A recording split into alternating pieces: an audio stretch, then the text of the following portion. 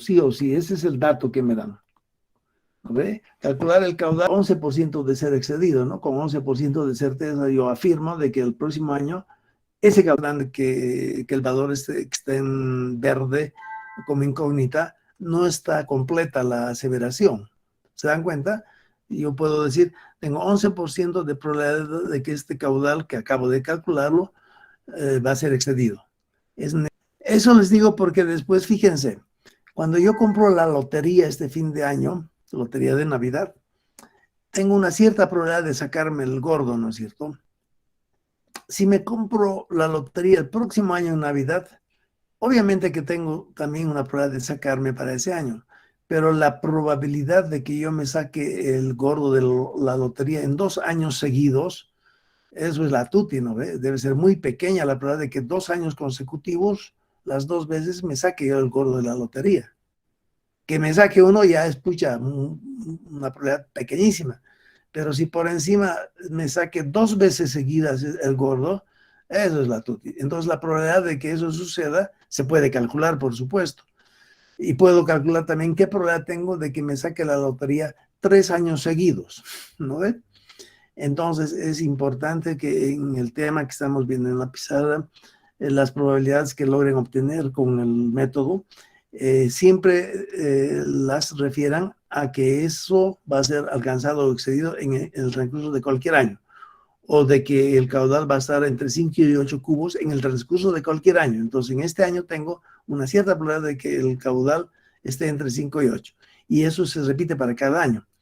Es otra cosa, por ejemplo, si hablamos, yo tengo por ejemplo, si decimos ya en el tema de diseño, porque lo único que estamos haciendo acá es simplemente prepararlos a ustedes para entrar en el tema de periodo de retorno. Tengo, por ejemplo, una situación en la que yo tengo acá 10% de probabilidad de excedencia. Y este caudalito acá, que por ejemplo sale, qué sé yo, pues 8 cubos por segundo, si esto es el resultado final correcto que he obtenido, entonces dice que como la ABC me indica de que la probabilidad de excedencia que debo usar para establecer el caudal de diseño de mi alcantarilla que cruza el camino, entonces digo, esa alcantarilla tiene que ser dimensionada con un diámetro tal y con una rugosidad interna tal y con una pendiente tal que combinando las tres cosas, lo máximo que pueda transportar esa alcantarilla sea 8 cubos. Se dice entonces que he diseñado esa alcantarilla para un caudal de 8 metros cúbicos por segundo, y justo ese caudal de 8 metros cúbicos por segundo tiene una probabilidad de ser excedido de 1 en 10 o 10%. ¿No ve? Pero una probabilidad de ser excedido en el transcurso de cualquier año. Ahora fíjense, supongamos que la alcantarilla que han ustedes ya dimensionado en esa quebrada puede transportar 8 cubos. ¿Ya? Ya está ahí, ya existe y pasan los años. Y sé que esa alcantarilla en cada año, en cualquier año, tiene una probabilidad de 1 en 10 de que no sea suficiente y que en consecuencia el agua pase por encima de la calzada y me arruine el terraplén, ¿no es cierto? Pero ahí también yo puedo decir una otra pregunta. Calcular la probabilidad de que la alcantarilla no sea suficiente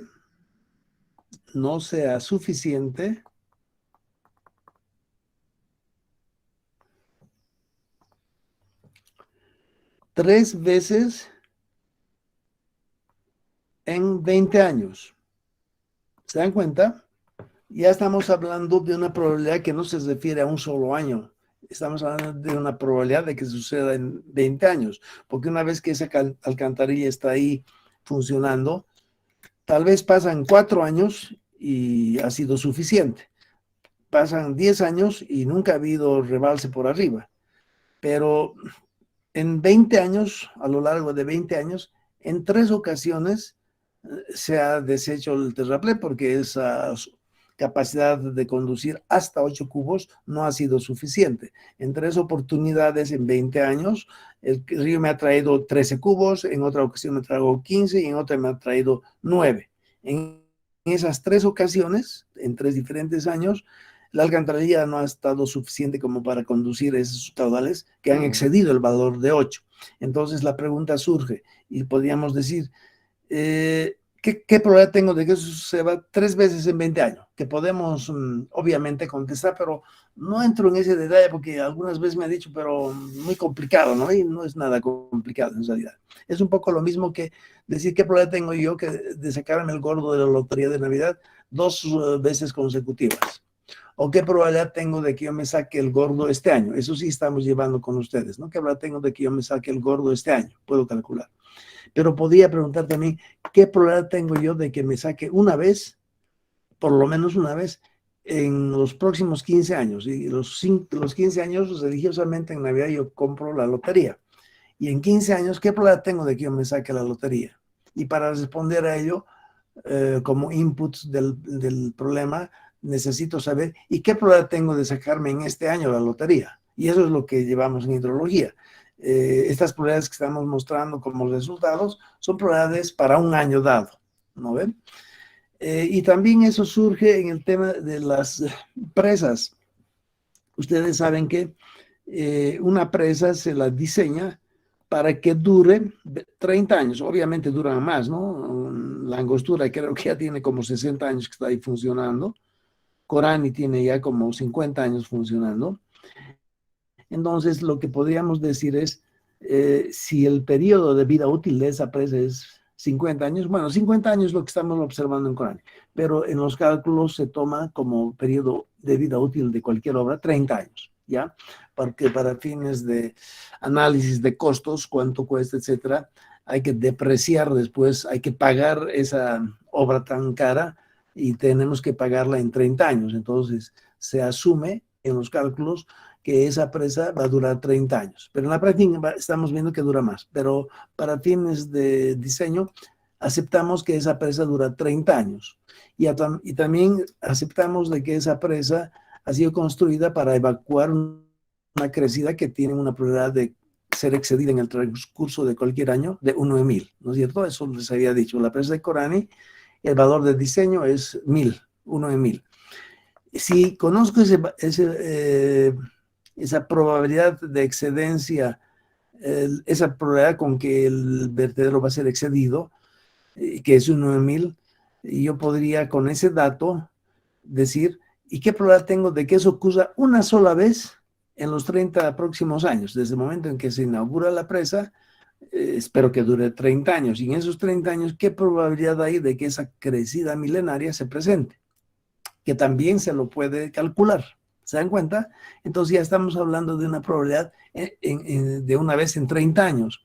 Y hasta ahorita lo único que hemos hecho con ustedes es hablar de una probabilidad de una vez en este año. Por eso que cuando den sus respuestas, no digan la probabilidad de excedencia de ese valor es tanto, la probabilidad de que ese valor sea excedido en el transcurso de un año.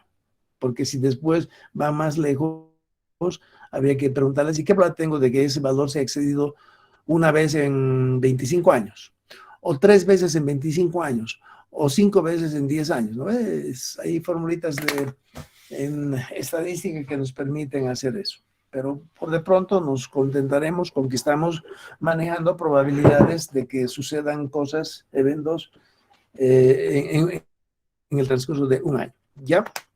No sé si vale la pena que les haya hablado de eso porque muchos otros se confunden. Ya, entonces, veamos el 4, la pregunta 5, entonces, ¿no ven?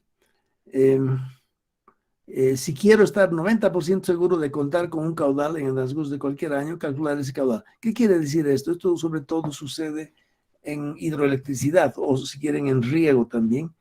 En este año yo quisiera estar 90% seguro de que voy a poder contar con ese caudal, porque con ese caudal he hecho el diseño de cuántas hectáreas voy a irrigar o voy a cultivar, ¿no es cierto? Entonces, dentro de esos análisis entran estos valores de probabilidades. Entonces, aquí dice claramente quisiera estar 90% de que en este año, estoy diciendo, quiero estar 90% seguro de que el río en este año me va a traer ese valor o más, ¿no ve? Si me trae más, bienvenido, ¿no es cierto? Pero no puede traerme menos de 90.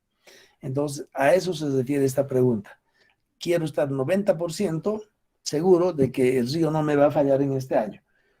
Y al hablar de ello, estoy diciendo cuál es el caudal mínimo con el que yo cuento con 90% de certeza. Es decir, lo que estoy buscando con esta pregunta es calcular el caudal que tiene una probabilidad de 90% de ser excedido. Porque si se excede ese caudal, bienvenido, pero por lo menos cuento con ese valor. Pero no quiero que me traiga así un valor menor a ello. Se comprende entonces cómo emprender el cálculo para responder a esta quinta pregunta. ¿Quién me dice cómo haría entonces? O en términos de excedencia, de no excedencia. Ya que estamos hablando de un 90% de excedencia, podemos hablar de una probabilidad en Z en función de la gráfica que está más o menos en 10, por así decirlo, que sería la resta, ¿no? Entonces en la tabla tendríamos que buscar una probabilidad de 10% y jugar con esos valores de Z y con la fórmula hallar el caudal que nos están pidiendo. Y por supuesto, una vez que haya ese caudal, la interpretación sería cuando usted resume o presenta el resultado y lo tiene que escribir, porque los que le dan a usted este trabajo son siempre, cuando son obras grandes, son siempre organismos grandes, ¿no ve? Y entre ellos, obviamente, está el Estado, ¿no? El gobierno boliviano licita que una consultora internacional o local haga el diseño, ¿no? Y en el diseño ya estamos viendo que yo, si quiero estar 90% seguro de no fallar, es decir, tengo que identificar el caudal que tiene una probabilidad de 90% de ser excedido en el transcurso de cualquier año. Eso tiene que usted poderlo redactar de manera que los otros que no saben de esas cosas puedan fácilmente entender de qué se trata. En el tema de periodos de torno vamos a hablar más de esto también. Ya, en términos generales lo que usted acaba de decir está correcto, ¿no es cierto? Fíjense que yo tengo un río y en el río obviamente hay formas de captar el agua. La forma más rápida y más barata de captar el agua es lo que hacen los comunarios, ¿no ve? Construyen una especie de dique, atajado le llaman ellos, ¿no ve? Y de esa manera desvían el agua del río hacia un canalito y por ese canalito lo transportan hasta la zona, por ejemplo, de riego. Otra forma de captar agua de río, a eso se le llama toma de pasada. Tal vez vale la pena que les hable de eso también ahora. Igual son temas que, fíjense, este es el río. Este es el lecho del río y el agua está escurriendo en ese río de esta manera. Obviamente estoy exagerando la pendiente, ¿verdad? El agua escurre de esa manera. ¿Cómo capto este río? Yo puedo construir acá unas rejas y colocar acá, entonces estas son rejas, y el agua que está viniendo de arriba viene y se insume, y aquí sale. Bien visto de arriba, desde un dron, lo que tengo acá sería las orillas del río a ambos lados, así, ¿no ve? Y obviamente lo que he construido acá son unas rejillas de fierro. En nuestro país se ven mucho estas obras construidas con rieles del tren que no servían. Entonces, todo el agua que viene del río simplemente se insume, ¿no es cierto? Entonces, a esto se le llama obra de toma tirolesa, que es lo que abunda en nuestro país. En Corán tenemos como unos 50 obras de toma construidas. Obra de toma le llaman tirolesa. tirolesa viene del Tirol, que está ubicado en Austria. Austria es un país montañoso igual que el nuestro, y ellos se han imaginado hacer este tipo de obras y obviamente lo han ido perfeccionando, y en internet encuentran las directrices para poder hacer dimensionamiento. Y obviamente, si por decir 2 metros cúbicos por segundo, es decir, más de eso no puede capturar esta, tenía que ser más largo, y entonces en lugar de captarlo de tal manera que lo máximo que puede captar toda esta obra son 2 cubos, esos mismos 2 cubos los voy a conducir a través de un canalito, y el caudal de diseño de ese canalito también va a ser 2 cubos. Obviamente no vale la pena que sea más grande, porque igual nunca va a entrar más de 2 cubos en ese canal. Resulta que cuando en una ocasión este río trae, por decir algo muy esquemáticamente, si el caudal natural que trae el río es en ese día de 5 cubos, y como mi obra tirolesa, obra de toma, tiene una máxima capacidad de captar 2, 2 van a entrar acá y 3 se van a ir aguas abajo. Fíjense, estoy truncando. No obstante de que el río me ofrece valores más grandes que 2, como ya está construida para un caudal de diseño de 2 cubos, solamente voy a estar captando los 2. Y cuando el caudal natural del río es 1 cubo, en ese momento la obra tirolesa capta la totalidad de ese cubo y lo seca hacia aguas abajo. Ya no hay agua que está fluyendo, escurriendo. Obviamente esta es una forma de captar agua del río, y en esta situación podría yo decir, si mi cada todo el año, seguro de que por lo menos capto que sí, o pues un cierto valor, y en ese momento entra el análisis de probabilidades de excedencia. Entonces, si yo quiero contar con, por ejemplo, 2 cubos, entonces tengo que calcular cuál es la probabilidad de excedencia del valor 2 cubos. Pero eso significa que por lo menos con 2 cubos voy a contar. No me importa que después hayan valores más grandes. Esto viene a colación en esta situación en la que ustedes están manejando. A ver, esta es mi función de densidad. La probabilidad de que el río me traiga un caudal comprendido entre un valor A y un valor B está dado por esta área, ¿no es cierto? Si el valor A es, por decir algo, 3 metros cúbicos por segundo y el valor B es 4 metros cúbicos por segundo, entonces de esta manera yo puedo calcular qué probabilidad tengo de que en este año y en cualquier otro año el río me traiga un caudal comprendido entre 3 y 4. Después lo que yo hago es ir cerrando, perdón, vamos a abordar esto, ya no entre 3 y 4, sino esta vez entre 3 y 3,5. ¿No ven? Entre 3 y 3,5, entonces la probabilidad de que el río me traiga eso va a ser más pequeña. Más pequeña, obviamente, porque el área ya no va a ser así de grande, sino va a ser un área más pequeña. El área va a ser así de pequeñita. B va a ser más chico. Ahora, en el momento en que A y B se vayan juntando, la probabilidad de que eso suceda es cada vez más pequeño, ¿no ve? La probabilidad de que el río me traiga en el año un caudal comprendido entre 3 y 3,1 ya es más pequeño. Y en el límite yo puedo decir, ¿y qué probabilidad tengo de que el río me traiga un caudal comprendido entre 3 y 3? ¿No ve? Entonces, el área entre 3 y 3 es ¿cuánto?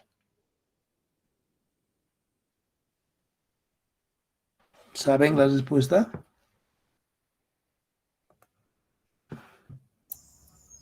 El caudal de no excedencia, Inge.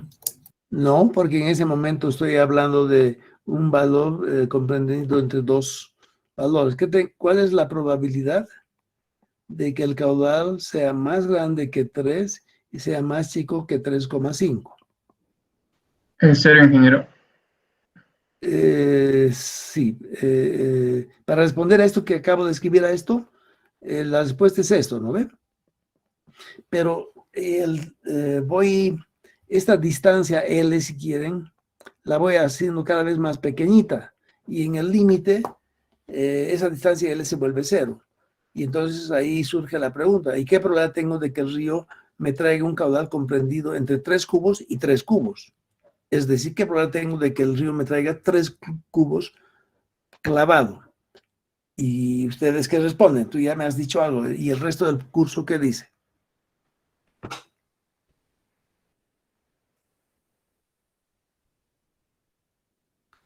Obviamente, para que para que se ubiquen mejor también, se puede seguir hablando de esto de la siguiente manera.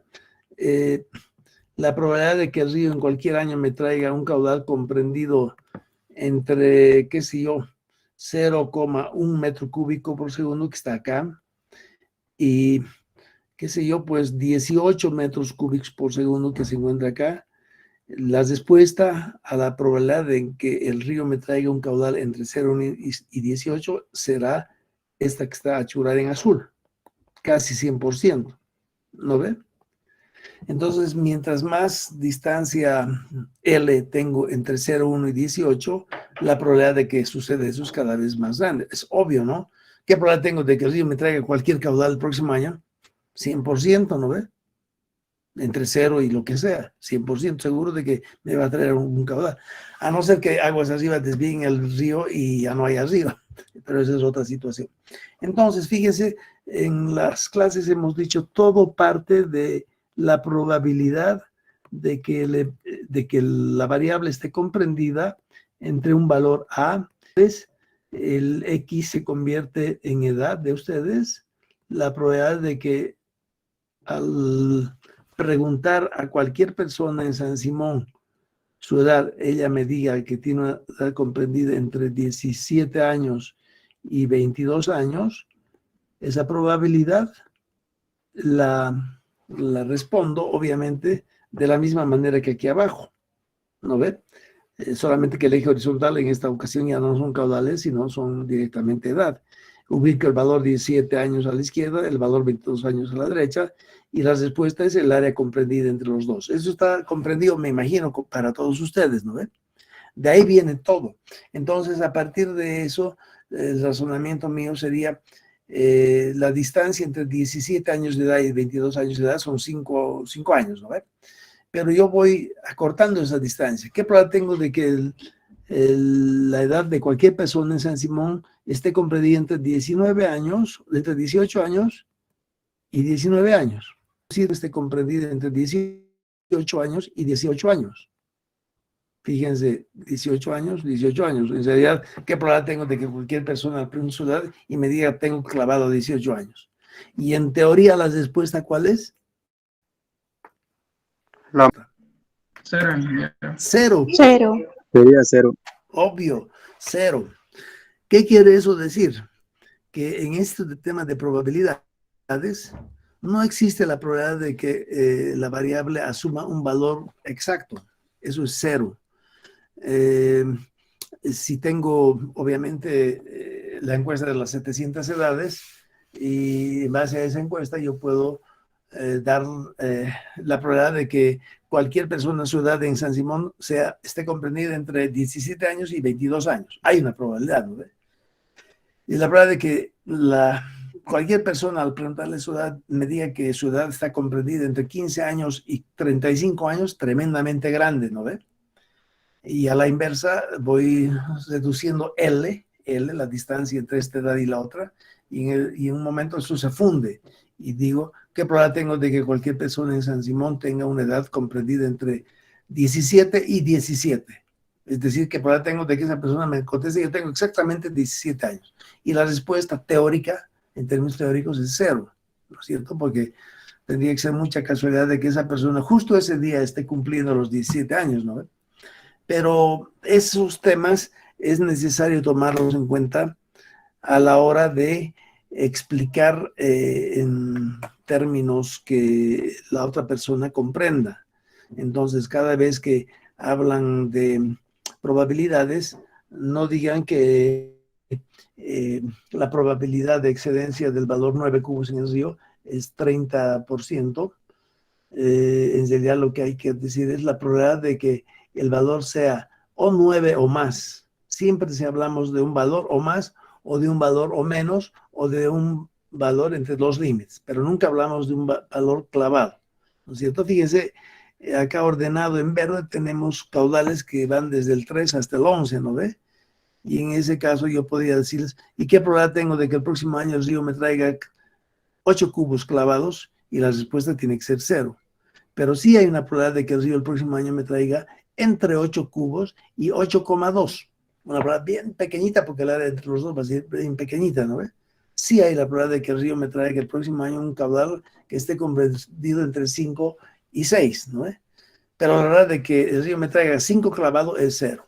Ya eso métanse bien en la cabeza porque se percuten otras cosas. Bueno, creo que hemos llegado al final de la clase. ¿Hay preguntas?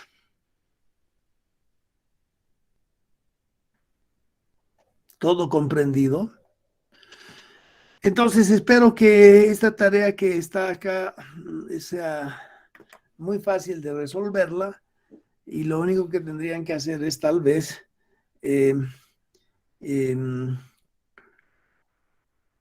hacer unas prácticas y les daré para que tengan algo de para hacer. Una práctica de la tabla, con la tabla de la ley normal, ¿no ven? Tabla normal. Si ustedes reciben valor Z, tienen que producir su valor de f de Z. ¿No ven? Entonces, Z me estoy imaginando, si les doy 0, tienen que producir cuántos f de Z. Si les doy menos 1.28, 24, perdón, para menos 2.49, para menos 0.09, luego para más 1,7, para más 2,77 y para más 3.00. ¿Pueden calcular esto? Por un lado. Por otro lado, también a modo de práctica, se les da a ustedes f de z. Entrando en la tabla, tienen que poder calcular z. Y si f de z es 1%, ¿cuánto es z? Si es 0,5%, ¿cuánto es z? Si es 2,9%, si es 33,2%, si es 97%, y si f de z es 99,9%, tienen que calcular z. ¿Ya? Hagan eso a modo de práctica, porque a veces he visto que cuando en el examen hay algunos de estos valores un poco raros, no le achuntan bien a usar la tabla. ¿Ya? Hasta ahí llegamos entonces. Por favor, intenten hacer esto. La próxima clase, si alguien lo ha hecho, me puede mostrar, explicar, y si todo está bien, tiene puntos. ¿Ya? ¿Hay preguntas? Ingeniero, yo tengo una pregunta. Sí, dígame. En la parte, por ejemplo, en la pregunta 3 que hicimos, la pregunta 4 del ejercicio, para hallar, digamos, un valor exacto de, si es que nos da en este caso la probabilidad del 11%, y en la tabla hay solo 11,12 y, digamos, 10,93, ¿qué tendríamos que asumir en este caso? ¿Cuál valor de Z? ¿El menor a 11 o el excedido? A ver, pónganse a pensar coherentemente. Una posibilidad sería tomar la media entre los dos valores de ambos lados, ¿no ve? No hagan, o sea, se podría hacer una interpolación, ¿no ve? Lineal, pero es un poco trabajoso hacer la interpolación lineal, porque en realidad la interpolación que habría que hacerse es no lineal, y para esa interpolación hay varios métodos matemáticos que uno puede usar, pero no se haga mucho problema, pero sí intenten no tomar el de abajo ni el de arriba, tomen alguna cosa que más o menos refleje dónde está ubicada el valor, ¿no es cierto? usen siempre su criterio. Un buen criterio es lo más importante en un ingeniero, siempre lo hemos dicho, ¿no? A criterio, vean lo que es. En algunas ocasiones, por ejemplo, en Excel hay una opción en la que uno entra en una tabla de números discretos hacia abajo y con un cierto valor. Y una vez que uno entra en Excel, lo que hace Excel en automático toma el valor de abajo. Y después, si la distancia que hay entre este valor y el siguiente es muy grande, y el valor con el que estoy entrando debería proporcionarme la media, pero Excel automáticamente toma el valor de abajo. En algunos análisis eso es un error muy grande que no se puede tolerar. Entonces, lo que hay que hacer es simplemente usar el criterio, el sentido común. Lo que usted me dice, me está preguntando, ¿qué tal si tomo el valor de abajo o el de valor de arriba? Y si el valor con el que está entrando ahí sugiere que debería tomar la media entre los dos, mejor tome la media entre los dos. Se está equivocando menos que al tomar el valor de abajo, ¿no es cierto? Hay sentido común, eso es todo. Y si alguien quiere hacer un poquito más de esfuerzo, pueden interpolar linealmente, ¿no? Todo el mundo sabe cómo se interpolan, ¿no? Y hay alguien que quisiera hacer una interpolación mucho más exacta, y en lugar de tomar un valor comprendido entre esos dos que aparecen en la tabla, va a tomar en cuenta 4 valores en la tabla o 3 valores, ajustar una especie de curva entre ellos, y en esa curva va a leer el valor adecuado. Pero es hilar muy fino, no vale la pena. Solamente usar el buen sentido, nada más. Además, si ustedes saben, con Excel ya no hay necesidad de usar tablas, porque si bien yo había sostenido que la función de densidad de la ley normal no es integrable y que lo único que se puede hacer es integrar numéricamente, y hay varios métodos numéricos, eso han hecho, y con esos valores numéricos han producido una tabla. Pero Excel actualmente trae una fórmula de la función de densidad acumulada, de la S alargada perfecta. Lo ha sustituido por alguna ecuación muy complicada. Entonces, cuando usa uno Excel para resolver esos problemas, ya no necesita más de la tabla de la ley normal. Eso lo van a ir descubriendo ustedes mismos. Ya, ¿qué preguntas más hay? Ingeniero. Sí. ¿Alguna pregunta más? Bueno, si no hay más preguntas, que les vaya bien. Los veo el sábado y gracias por asistir, pues. Por suerte ya tengo, les he comentado, ¿no? Mi tablet ya está funcionando. He retornado al Microsoft versión 10, creo, porque la que estaba funcionando la otra noche era versión 11, pero había que hacer algunos ajustes más para que funcione bien, y todo un lío. Entonces simplemente hemos retrocedido a la versión anterior con ayuda de un compañero de ustedes, y ahora todo en orden. Los veo el sábado entonces. Hasta el sábado, Inge. Hasta luego, ingeniero. Que les vaya bien. Hasta luego.